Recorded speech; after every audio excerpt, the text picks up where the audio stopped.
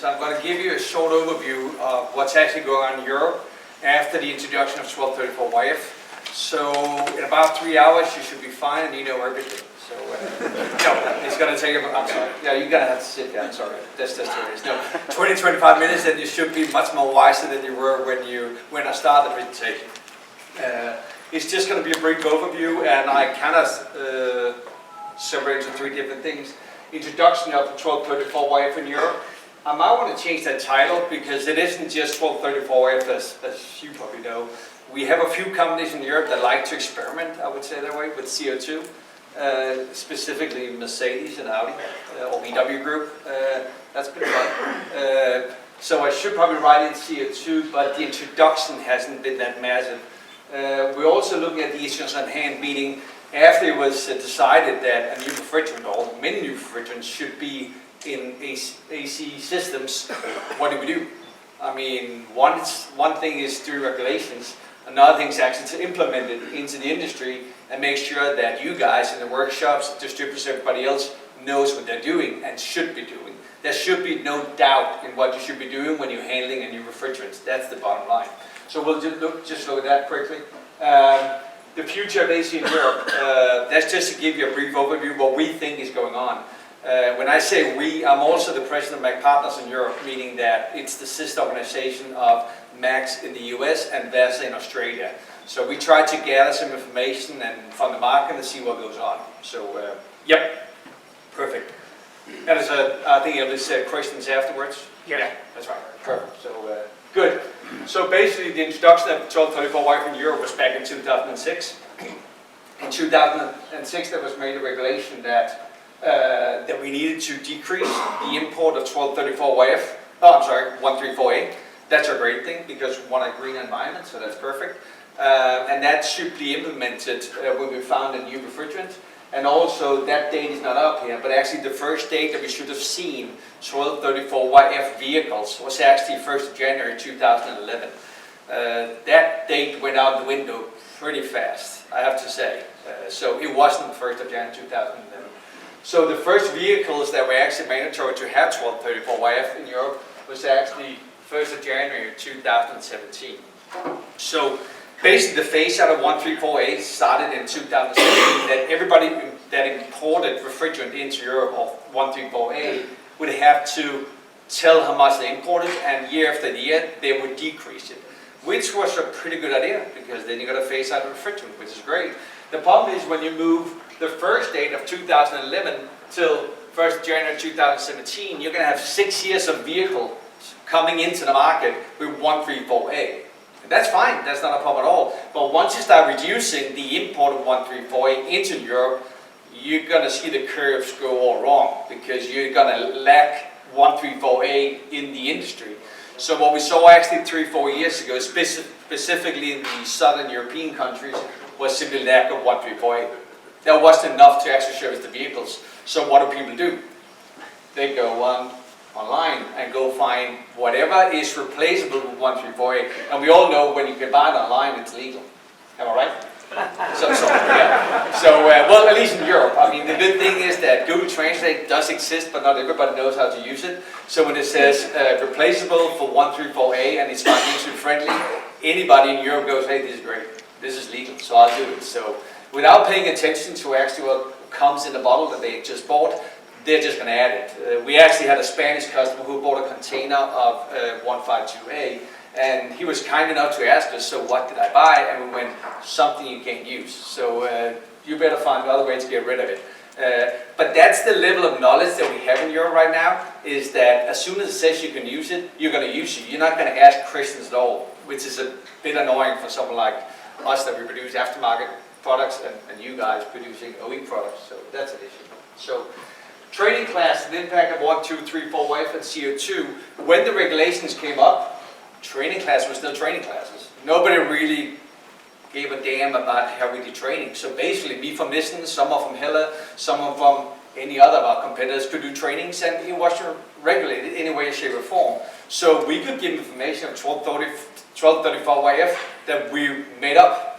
It didn't have to be true, because we just made it up, and there were no regulations, which was kind of strange because the F-gas regulation was actually to make sure that you did get some kind of certification, which is great. That's been going on forever. But it's a one-day training class of regulations. It has to do with how you work on the system, how the chemicals are working, and so forth. And as you said, Chenise, when chemicals interact, you create a different balance, and you need to know what happens. And honestly, not even the best chemist will be able to tell you when you mix things actually what happens. So training classes was a big issue that they weren't regulated. And as I said in the beginning, the only other option being used, or that can be used in Europe today instead of 1234F, is actually CO2. I think most of you guys see the problems with CO2. Kind of 10 times higher pressure, blah, blah, blah, blah. So, and the only ones who are actually actively using it today is Mercedes and Audi, am I right? Yeah. BMW said they were going to come out with something, but they haven't. And whether it's just a stunt or whatever it is, I don't know what, but we haven't seen that many, and I can only say in Denmark, if you want a vehicle with CO2, you actively have to order it. So when you buy it's only BMW, ES-Class and Audi A8, I have to say that I want the CO2 system. So basically you have to be a very well-knowledge customer to actually buy this vehicle. So and I can tell that there's only one Asian machine in Denmark today, and I think there's 2 in Sweden where you can actually go and have your car serviced. So be a little bit careful about that, but before we buy. So yep. So that was basically the introduction. When we look at the issues on hand, first of all, when you introduce a refrigerant, which is great, a new refrigerant, you should have a plan ready for retrofitting, in my world. So when you do introduce something, can I add it? And I know that 1234YF was designed to be a drop-in gas. So basically, add it onto the vehicle, everything's fine, it's slightly flammable, but it should be okay.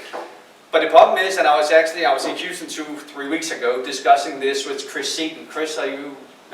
No, he's not here today. Well, he is, he's somewhere else. We were actually having a discussion going, can I or can't I retrofit? And my opinion is, as long as there's no regulations, like you guys have that you just showed, you can or you can't. But it's up to the regulation. In Europe, there's nothing written. There's absolutely nothing written. So basically, we make the decision that we want to introduce a new greener refrigerant, but we don't really want to take care of what happens on a daily basis. And that's an issue, because now the discussion is, can I add 1234YF to my system? So situation could be that I buy a Sanden compressor for a vehicle for 134A. So the regulation could say that you could retrofit it, but will Sanden give any kind of credit note if that compressor breaks down because you used it for 1234YF? You have to approve it for the refrigerant before they can do it. So now we have the manufacturer fighting the EU, and or not fighting, but discussing that. Or you said, yeah, it's not a problem. It's just a discussion. So yeah, so that we're going to have to solve somehow within the near future, simply because 134A there's plenty available in the world today, but we don't have enough in Europe to actually service the vehicles that are on the roads today. And that is an issue. So that we're going to have to take care of. Again, I'm going to leave this open. Is it allowed? Me and Chris had discussed for 20 minutes. We couldn't agree. So basically, I could read the regulation as I want to, and I can add 1234YF, but it's going to be up to whoever delivered the spare part to me, whether they will allow it in the vehicle or not. And let's just say it's an OE product, then it's going to be up to Sanden to write whether it works for both refrigerants. The problem is now control of illegal refrigerant and contaminated refrigerant. How would a border control check that the refrigerant coming in a bottle is actually the right refrigerant?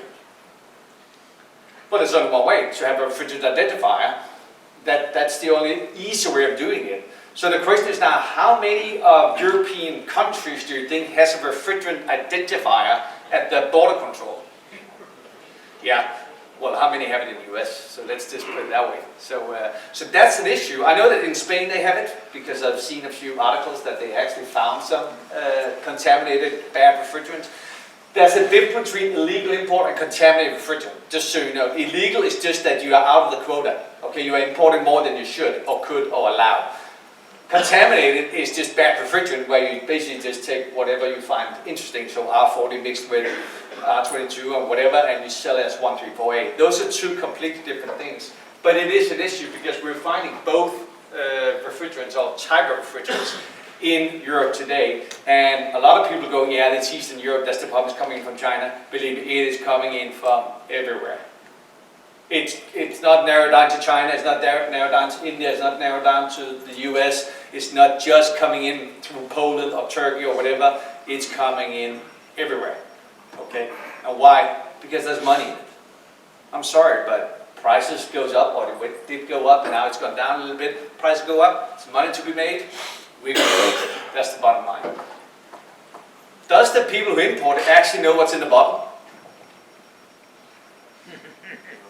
Yeah, exactly. Well, let's say that I'm importing. Let's say that I'm a guy that's always been importing from a specific manufacturer in China. Okay, let's just take that example. How do I know that suddenly they haven't changed the formula of that refrigerant? Again, we're back to border control. If you don't have refrigerant at all, refrigerant identifiers, if you don't have one, you have no idea. You have to trust the documents. And they're always right, am I right? Yeah. No, they are. Yeah, that's true. So that's an issue. Should you be recertified as an AC technician? Now there's a new refrigerant. Does it work the same way? Well, from a pressure standpoint, it does. From a chemical standpoint, no, it doesn't. You have to use different oil. It is lightly flammable. If it is lightly flammable, you should know what to do with it if a situation occurs and how to handle it. There is no specific training class in Europe right now that is focusing on 1234F or CO2. There really isn't. And the problem is the ones that are out there, you don't know if the information is true or not. You're trusting a guy, you're trusting someone like me. At least I'm from Denmark, so everybody, my quality is really, really high. Yeah. So you believe in me, but why should you? I'm just saying it, and you have to trust the data that I have is correct. And that's a bit of an issue. And again, is there a flammability issue? Yes, there is. Unfortunately, there's also a ton of stories. And if you try to YouTube a video of Mercedes and B-Class, you guys don't have it over here. But that's the car that Mercedes actually had burned back in 2008 or 9 or 10 or whatever it was. But that burned, but it was a specific designed vehicle to make it look a little bit funny. I'm not going to get into that. I'm not going to stay out of that. So, yeah. I wrote something wrong with that. Can 1234YF be used in a 1234YF be used in a 134A system? Is it allowed? We're back to this whole, can I do it, can't I do it? Is it a drop-in gas or isn't it a drop-in gas? The first thing I heard was that it was. It was designed to be used in a current AC system, so we didn't have to redesign these systems, which is great. But now we're seeing all these regulations saying, well, you can't use it. It could be that we're saying in our compressors you can't use it because we only approve for 134A. Then the story's over. Then you're done. And the problem in Europe, like you have to a certain degree in the US, we have local governments. We have the European Union, which is great. Okay? But you have local governments, meaning that you could have the Ruhr district in Germany saying, oh yeah, you can retrofit. And then the EU is going to say, no, you can't. Who's right and who's wrong? There hasn't been nothing determined what is right and what is wrong. So that's an issue that we're fighting amongst our trainers. We have 30 trainers working for Nissens that does only taking trainings. We had the discussion with a German guy that says, yes, you can, and I go, no, you can't. Oh, it's written in the local regulation. I go, yeah, but you can take that and do whatever you want to do with it, as long as the EU says no. So we should have something like the EPA in Europe. European Union says, hey, these are the guidelines. You like it or not? Doesn't matter. That's just the way it is. So these are the issues that we're seeing right now. And the biggest issues that I see is actually, should you be recertified as an AC technician? Yes. Should the people who does training be certified by a European body? Yes, they should. It's the only way that we can control the training. I can be standing here telling you, hey, I've done 1,500 training classes, I am awesome, and I know exactly what I'm supposed to tell people, and it's right. Who's going to certify that? Well, only one body, and I think that should be a European body or something like EPA that comes in and says, yes, you can conduct this training class, this is right. So, yep. And the future of AC in Europe, Well, multiple refrigerants, we know that for a fact. We know that we're going to have multiple refrigerants coming out, or coming. I know there's a list of 500 refrigerants that is right now being looked at to see if it can be used in mobile AC systems. We know it for a fact. There's money in this, so people will try to develop other refrigerants. That's the bottom line. New regulations has to be set in place and introduced. The EU has to say, okay, now we're taking this green initiative, I'm going to have to be careful what I say now, the Greta Thunberg effect, okay, where everything has to be done within a week, okay, we're going to reduce greenhouse gases, everything within a week. It can't be done. We have to give it time so everybody within the industry and the business can get used to what we have to do to get a greener environment, blah, blah, blah, blah, blah, blah. So therefore that has to be done.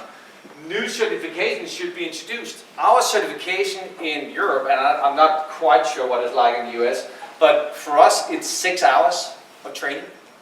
It's in regulatory, it's basically just regulations. You do not touch vehicle. You don't basically touch the AC system. You just get told you can fill the cylinder with this much refrigerant, you can't do this, you can do that, blah, blah, blah, blah. After that, they're certified. Does that make you comfortable? I mean, having a car driven into a workshop where you're a certified technician and all you've done is basically know the regulations, but you don't know how the system works. So for us at Mac Partners, we would like to have a 3-level training class that goes over a year, where you have theory, practical work, and back and forth. And then every year you have an update class of about 2 hours, whatever it is, where you actually get recertified every year. So you know, okay, if something new came out, we get that information, and we can all, every year, be recertified, or every second, it doesn't matter. But you need to get that new information somewhere. Introduction of heat pumps into electrified vehicles. We're seeing that, and we are seeing that, I wouldn't say rapidly, unless you live in Norway, where they love buying electrified vehicles for some reason. But in Denmark, we do see them on the hybrids, the GTEs, the Passat GTE, that's what it's called, the Golf GTE. That's where we're seeing heat pump systems. I think are you supplying that compressor, I think? Yeah, I think so too. And we also see it on the Prius Prime, which is called a bit different in Europe. But we are seeing the heat pump system being introduced more and more into the market, and rapidly. Whether it's a good thing or bad thing, I can only say I am so happy I'm not a technician who's going to have to work physically on that vehicle, because that's going to be a nightmare if you had any kind of contamination in that system. Anybody who's seen a Prius Prime system or Golf GTE is going to have a field trip on that vehicle. And the problem is really the fact that you can work on it and fix it, that's fine. But at the end of the day, the customer has to pay for it. Okay? And that's an issue. The Prius Prime, actually, we're doing a training class on those vehicles, and we had to buy, there's an accumulator on there. The price in Europe is $3,000 for that. And the problem is, when we talk to Toyota and ask them, so how do we flush the system if we need to flush it? They go, you don't, you buy a new system. Oh, do I? I don't think so. So, again, the whole service industry has to catch up with this.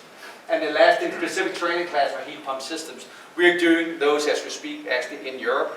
And those are becoming more and more interesting for everybody. And I know that you guys are introducing the Fiats and Alfa Romeos. You're so lucky, because that means work for you guys. It really does. But those have heat pumps, and you're going to see them. And I know that actually there was a test, I don't know if it was you guys that did it, but a Fiat 500, they compared it with 1234YF. It was a heat pump system with CO2, and it turned out that the CO2 was actually more efficient, and it gave it longer range. So I think sooner or later you will be introduced to CO2 in vehicles, whether you like it or not. To me, I don't care. It doesn't matter. If it's introduced, it's introduced. We just do the training classes, that's it. So yeah. So that was about my 3 hours. That was pretty good, wasn't it? So yeah. If you have any questions, I'll be here till tomorrow if you want to ask some questions. Otherwise, thank you so much for having me. Appreciate it. Thanks. Thank you very much. We've got plenty of